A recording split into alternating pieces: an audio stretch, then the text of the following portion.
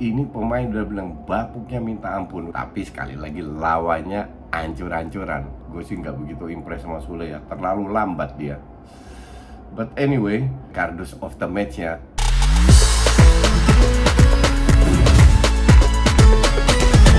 Hola, salam kardus of the match. Kali ini match Spain dan Jerman. Oke, beruntung ini match yang kedua, bukan yang pertama. Seperti kalian tahu bahwa match pertama itu masih banyak sekali tim yang tidak konsisten, belum kelihatan jati dirinya.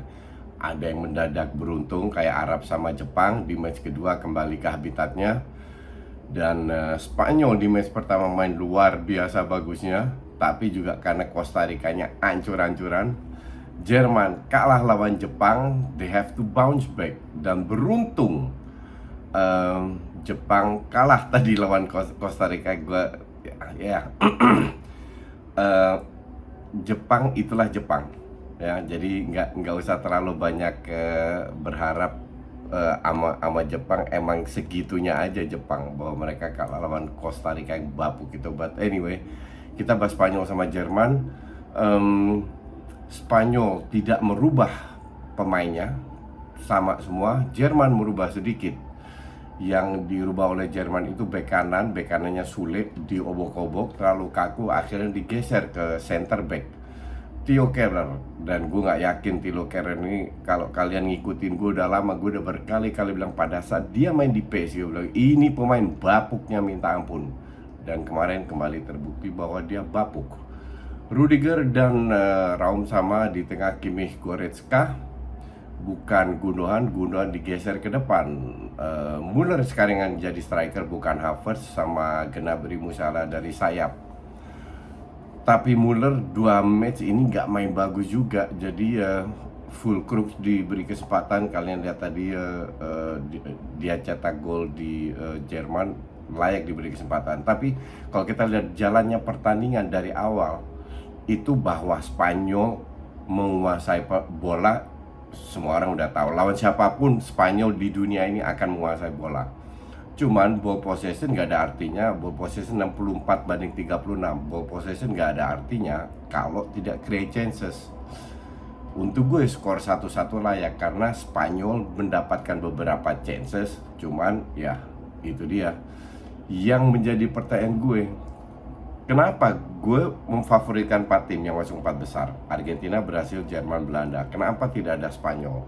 Salah satu alasan adalah pemain depan. Oke? Nah, sementara mereka 3 pemain depan ini cetak, bahkan Ferran Torres cetak gol, Olmo sekali, Asensio sekali. Tapi sekali lagi lawannya ancur-ancuran. Nah, sekarang ketemu tim yang tidak bagus-bagus amat. Jerman tidak dalam form yang luar biasa.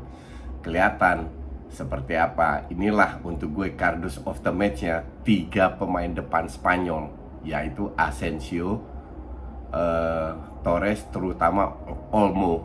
Torres ancur-ancuran dapat peluang, Asensio juga walaupun itu offside, shooting ke atas. Asensio pun demikian. Olmo berkali-kali pegang bola, ngelewatin, hilang bola terus. Ini pemain udah bilang bapuknya minta ampun, udah berjutaan kali gue bilang. Tapi tetap dipercaya sama si Enrique. Bahkan dia punya Ansu Fati yang bisa main dari sayap situ, yang at least layak diberi kesempatan lah. Nah, untuk Spanyol mending pasang Morata. Minimal Morata punya killer instinct. Asensio menjadi winger atau Ferran Torres, salah satu. Pokoknya untuk gue sih Morata, Asensio di kanan atau Torres di kiri itu Ansu Fati. Karena kalau nggak dirubah ya hancur-hancuran. Secara overall permainan dari sisi peluang sama Spanyol beruntung golnya Rudiger itu dianulir ya.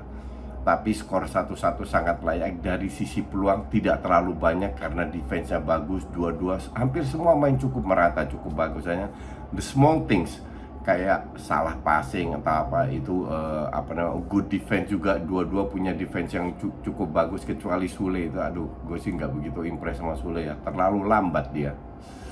But anyway, kali ini kardus of the match-nya 3 pemain depan itu Asensio, Olmo, dan Torres. Kita lihat lagi besok ada kardus of the match juga. Kita bahas besok itu ada live Uruguay lawan Portugal. Itu harusnya lebih seru.